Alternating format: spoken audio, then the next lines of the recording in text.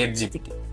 Chat GPT ব্যবহারের মাধ্যমে আমরা বিভিন্ন সময় বিভিন্ন কাজ করে থাকি, কিন্তু আজকে আমরা কথা বলবো এজ এ স্টুডেন্ট আমরা কিভাবে চ্যাট জিপিটি থেকে উপকৃত হতে পারি, চ্যাট জিপিটি ব্যবহার করে কিভাবে আরো আমরা আমাদের সময় বাঁচাতে পারি এবং প্রোডাক্টিভ হতে পারি। এই টুলসটি ব্যবহারের মাধ্যমে আমরা আমাদের বিভিন্ন সাবজেক্টের যে জটিল টপিকগুলো আছে সেগুলো খুব সহজেই বুঝতে পারি। আমরা যদি ঠিকঠাকভাবে প্রম্পট ইউজ করতে পারি তাহলে ওই টুলসটি খুব সহজ এবং স্পষ্টভাবে আমাদের ওই টপিকটি বুঝিয়ে দিবে। এতে করে মনে হবে যে আমাদের কোনো শিক্ষক অথবা আমাদের বন্ধু ওই কঠিন টপিকটি খুব সহজভাবে আমাদের বুঝিয়ে দিচ্ছে। তাছাড়া অনেক সময় দেখা যায় কোনো একটা টপিক অনেক বড় থাকে, যে টপিকটা পড়তে গেলে আমাদের অনেক বেশি সময় লাগতে পারে, কিন্তু আমরা চ্যাট জিপিটি ব্যবহার করে ওই বড় টপিকটার একটি চমৎকার সারাংশ তৈরি করে নিতে পারি। এতে করে দেখা গেল যে আমাদের আর ওই পুরো বিষয়টি পড়ে সময় অপচয় করতে হচ্ছে না, খুব সহজেই আমরা ওই সারাংশটি পড়ে আমাদের যে পড়ার কাজটা ওইটা চালিয়ে নিতে পারছি। নোটস তৈরি করার ক্ষেত্রে আমরা চ্যাট জিপিটি ব্যবহারের মাধ্যমে খুব সুন্দর আউটলাইনে এবং খুব সুন্দর